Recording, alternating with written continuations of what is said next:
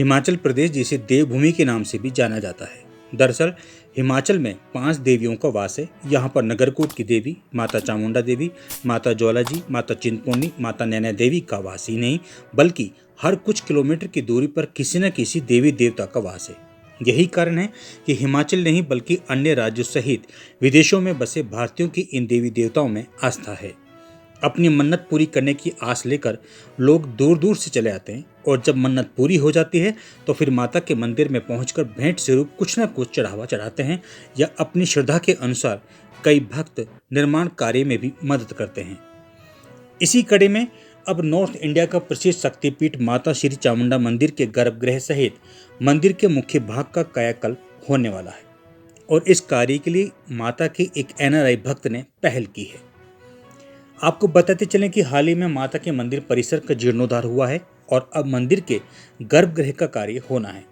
माता श्री चामुंडा मंदिर के गर्भगृह का भव्य रूप देने के लिए यहाँ की दीवारों पर लगे सोने चांदी की परत को नए सिरे से चढ़ाया जाएगा और इस कार्य के लिए माता के उक्त एनआरआई भक्त ने पूरा खर्चा उठाने की सहमति दी है। इसी कड़ी में एसडीएम संजीव भोट की अध्यक्षता में हुई बैठक में गर्भगृह को नया स्वरूप देने को लेकर चर्चा की गई। इस संबंध में गर्भगृह का भव्य डिजाइन तैयार करवाया जाएगा और इस कार्य पर करीब 2 करोड़ रुपए का खर्चा आएगा। आपको बता दें कि इससे पहले ये एनआरआई भक्त ज्वालामुखी मंदिर की भव्यता के कार्य में भी अपना सहयोग दे चुके हैं। अब आपको बता दें कि ये एनआरआई भक्त लुधियाना से ताल्लुक़ रखते हैं और इनका दुबई में कारोबार है। इतना ही नहीं, इस भक्त के दामाद ने भी श्री चामुंडा माता की रसोई का खर्चा उठाने की हामी भरी है। हमारे बहुत सारे निर्माण कार्य चामुंडा में अभी अधूरा पड़े हैं, तो जिसमें हमें फंड की ज़रूरत है। एक दानी सज्जन है कोई मिस्टर धर्मपाल जो लुधियाना से हैं और उनके माध्यम से हमें एक वो ऑफर मिला था कि वो गर्भगृह के में जो भी सौंदर्यीकरण है, सोना चांदी वगैरह का है, उन पे वो योगदान करना चाहते हैं। तो उसी को लेकर के आज हमने ट्रस्टियों की विशेष बैठक बुलाई थी।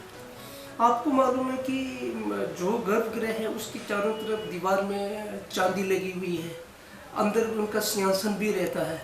तो इस सब में जो भी सोना चांदी लगेगा जो हमारे वर्तमान है, उन एडिशन टू जो वर्तमान है उसके लिए ये योगदान करेंगे, जिसके लिए हमने एक ट्रस्टियों का और मंदिर अधिकारी और जेई का एक कमेटी बना दिया है।